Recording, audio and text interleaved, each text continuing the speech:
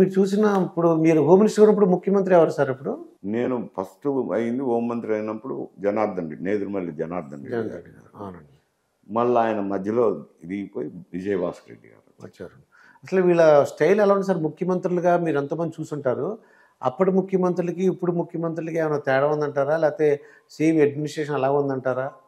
అప్పుడు పరిస్థితులు వేరు. అప్పుడు కాంగ్రెస్ పార్టీ అధికారంలో ఉన్నది, వ్యతిరేకంగా తెలుగుదేశం పార్టీ ఉన్నది. Telugu Desam party regional party, Congress party వచ్చి నేషనల్ పార్టీ. చాలా రాష్ట్రాల్లో అప్పుడు అధికారంలో ఉన్నది కదా, అపోజిషన్ పార్టీస్ లేవు కదా. అప్పుడు ఉన్నప్పుడు హైకమాండ్ ఉంటుంది, హైకమాండ్తో చర్చించాల్సి ఉంటుంది. హైకమాండ్ ఇక్కడ తీసుకునే నిర్ణయాలు హైకమాండ్కు చెప్పాల్సి ఉంటుంది. హైకమాండ్ కొన్ని నిర్ణయాలు చెప్తాంటారా, వాటిని అమలు చేయాల్సిన అవసరం ఉంటుంది. కొంత స్వాతంత్రం తక్కువ ఉంటుంది. ఇక్కడ రీజనల్ పార్టీ కాబట్టి తెలుగుదేశానికి వాళ్ళ సొంత నిర్ణయాలు తీసుకుంటున్నారు.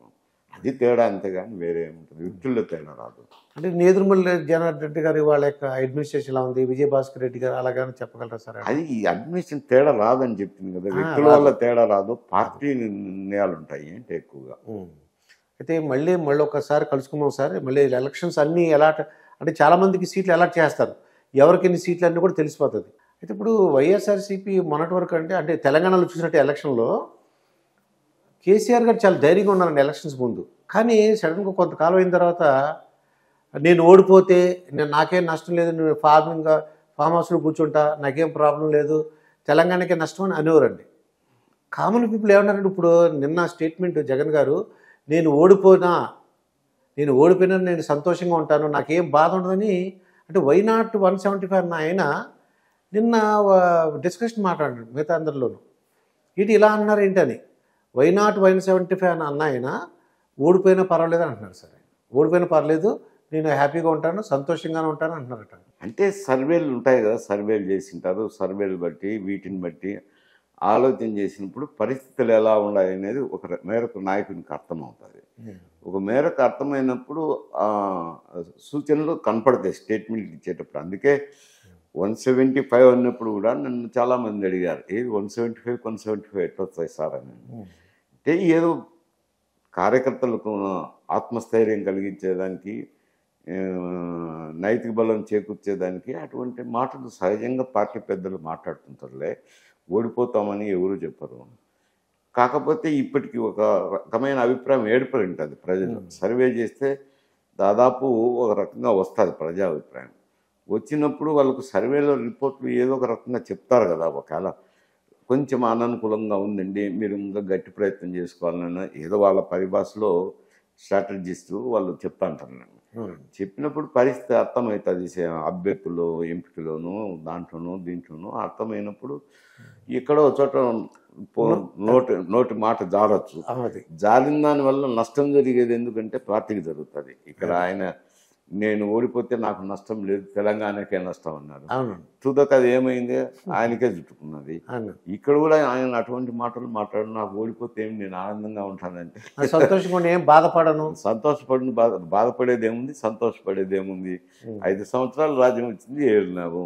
ఇప్పుడు ఓడిపోయి నాకు ఇంటి దగ్గర కూర్చోవాల్సిందే కదా డెమోక్రసీలో. మళ్ళీ పార్టీని అభివృద్ధి చేసుకోవాలి, లేకపోతే లేదు. నా మాట నాకు ఏమంటారు. జగన్ గారి పరిస్థితి ఎలా ఉందంటారు? వైఎస్ఆర్సీపీ పరిస్థితి ఇప్పటి వరకు అంటే అక్కడ జనరల్గా ఇంత ముందు కూడా కొందరు చెప్పాను నేను, ఈ పొలిటికల్ పోలరైజేషన్, ఒక విధమైన పొలిటికల్ పోలరైజేషన్ జరిగింది.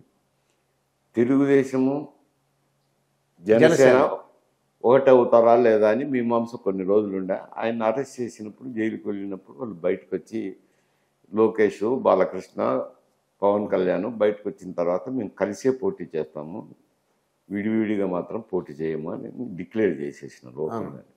తర్వాత ఏదో సీట్ల పంపిణీ ఉంటుంది అనుకోండి, ఏదో 2-3 సీట్లు అటు ఇటు, 4-5 సీట్లు అటు ఇటు పంచుకుంటారు. పంచుకున్నప్పుడు వాళ్ళు ఉమ్మడిగా ఒకటిగా ఒక అభ్యర్థిని ప్రతి నియోజకవర్గంలో వెళ్ళినప్పుడు ఇబ్బందికర పరిస్థితి ఏమో వైఎస్ఆర్సీపీకి ఉంటుంది. దానికి తోడు గూనికి తోడు దొబ్బుడుగాలు అన్నట్టు ఈ షర్మిల గారు కాంగ్రెస్ పార్టీ సారథ్యం వహించుతో వీళ్ళు కొన్ని ఓట్లు చీల్చే అవకాశం ఉంది.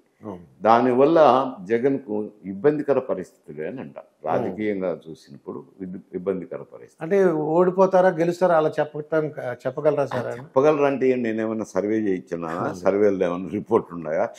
జనరల్గా ప్రజలతో మాట్లాడినప్పుడు ఏం పరిస్థితులు ఏమన్నప్పుడు కొంచెం ఇబ్బందికర పరిస్థితి సార్ అని అంటారు. ఎవరు ఓడిపోతామని ఎవరు చెప్పరు, గెలుస్తామని ఎవరు ధీమాగా చెప్పరు. కొంచెం వైఎస్ఆర్సీపీకి ఇబ్బందికర పరిస్థితులే అని చెప్తారు. ఇప్పుడు ఇబ్బందికర పరిస్థితి ఈస్ట్ వెస్ట్ విశాఖపట్నం అన్ని కూడా అలాగే అనిపిస్తుందండి. రాయలసీమ అంటే ఎస్పెషల్ కడప వాళ్ళు ఎలా ఉంటారంటారు? కడప కడప అయితే ఎగ్జామ్షన్స్ ఉంటాయా అంటే కొద్దిగా అంటే కడపకు ఆ జిల్లా వాళ్ళని కడపకు గోదావరి జిల్లాలకు ఒక ఓటర్ అంతా ఒకే అభిప్రాయంతో ఉంటారు అంటే జనరల్గా. ఏమిటికుంటారు అని నువ్వు అనొచ్చు. అంటే ఓటర్కి ఏమంటే కనుక పెర్ఫార్మెన్స్ది గవర్నమెంట్ చూస్తారు. ప్రభుత్వ పనితీరును పరిశీలించి వాళ్ళు సంతృప్తి అసంతృప్తి వ్యక్తం చేసుకుంటారు. అంటే నేను ఎందుకంటే మా వైఎస్ రాజశేఖర ఎందుకంటే అసంతృప్తి ఎందుకు వస్తుందంటే వాళ్ళు అనుకున్న లక్ష్యం నెరవేరిందా లేదా అన్నప్పుడు, నెరవేరన్నప్పుడు తప్పకుండా అసంతృప్తి చెందుతారు. అసంతృప్తి చెందినప్పుడు ఓట్ బ్యాంక్ అది ఓటర్గా అది ఇవి ప్రస్ఫుటం అవుతుంది. నేనేమనుకున్నానంటే కడప వాళ్ళు కానీ కర్నూలు ఇది రాయలసీమ వాళ్ళు మా రాయలసీమ బిడ్డ వైఎస్ రాజశేఖర రెడ్డి కొడుకు ఇతను మళ్ళీ తీసుకురావాలని ఒక అంటే అభిమానం ఉంటుందేమో అని అందుకు అడుగుతున్నాను సార్. ఎందుకు ఏం చేసినారు రాయలసీమకు? ఒక ప్రాజెక్ట్ ఉన్నది ఇచ్చినారా? ఒక ప్రాజెక్టు లేదు. నీళ్ళు ఇచ్చిన ఒక ఎకరాకు నీళ్ళు ఇవ్వలేదు. ఆ ప్రాజెక్టును వదిలేసినారు. డెవలప్మెంటల్ యాక్టివిటీసే లేవు. సంక్షేమ కార్యక్రమాలు గోదావరి జిల్లాలో అట్లా అమలు జరుగుతుంటాయో ఇక్కడ అంతే అమలు జరుగుతాయి. అంతకంటే మించి ఏముంది? అంటే జగన్ గారు మాటలు బట్టి నాకు అనిపిస్తుంది అంటే నేను బాగా డబ్బులు బటన్ నొక్కి డబ్బులు బాగా ఇచ్చాను, డైరెక్ట్ బెనిఫిషియరీ చేశాను, నేను గెలుస్తాను అంటున్నారు సార్. అది నిజంగా సంక్షేమ పథకాల వల్ల గెలవడానికి అవకాశం ఉందా సార్? ఏది కూడా నీకు చక్కెర అయినా కానీ కొంచెం తింటే అది తీపిగా ఉంటుంది, కానీ పూర్తి చక్కెర తీపిగా ఉందని చక్కెరే తినలేం కదా. అట్లాగా సంక్షేమ కార్యక్రమాలు కూడా అవి ఎకానమీలోనే ఉండేటే కొత్త ఏమి కనిపెట్టినట్టే కాదు. ఎందుకంటే ట్యాక్సులు అనేది భారం అందరి మీద పడుతుంది. ధనవంతుడి మీద అదే భారం ఉంటుంది, సామాన్య మానవుడి మీద అదే భారం ఉంటుంది. నీకు సందేహం రావచ్చు, ఎక్కడ కడతామో అని కూడా నీకు సందేహం రావచ్చు. కానీ ఇండైరెక్ట్ ట్యాక్సెస్ ఉన్నాయి కదా, సబ్బు కొనుక్కున్నా జిఎస్టీ ఉంది కదా, స్టేట్ జిఎస్టీ కానీ సెంట్రల్ జిఎస్టీ కానీ ప్రతి వస్తువు మీద ఉంది. ఇప్పుడు ఎగ్జామ్షన్ అనే వస్తువులు వాడని వస్తువులకే ఉన్నాయి. ఏదో 10 ఐటమ్స్ ఉన్నాయి కానీ అవి ఎవరు వాడేటి కూడా కాదు. మట్టి కుండలు, మట్టి పాత్రలు ఇప్పుడు ఎవరు వాడేవాళ్ళు ఉన్నారు లేరు. ఏదో బొట్టు, తిలకం ఇట్లాంటి కొన్ని ఐటమ్స్ అవి వాడని ఐటమ్స్ మీద ఎగ్జామ్షన్స్ ఉన్నాయి. మామూలుగా వాడే ఐటమ్స్ అన్నిటి మీద పన్ను ఉంటుంది. ఎవరైనా మీరైనా నేనైనా పొద్దున్నే ఏమో కాఫీ తాగాల్సిందే, ఏదో టిఫనో సద్దన్నమో తినాల్సిందే, మధ్యాహ్నం ఏమో భోజనం చేయాల్సిందే. ఈ సాయంకాలం అయితేకి టీ తాగే అలవాట్లు ప్రతి ఒక్కరికి ఉన్నాయి. తర్వాత రాత్రి భోజనం చేయాల్సిందే. ఇంకా కుటుంబంలో ఒకరు తాగేవాడు ఉంటే అది డబుల్ ట్యాక్స్ పడుతుంది అనుకోండి.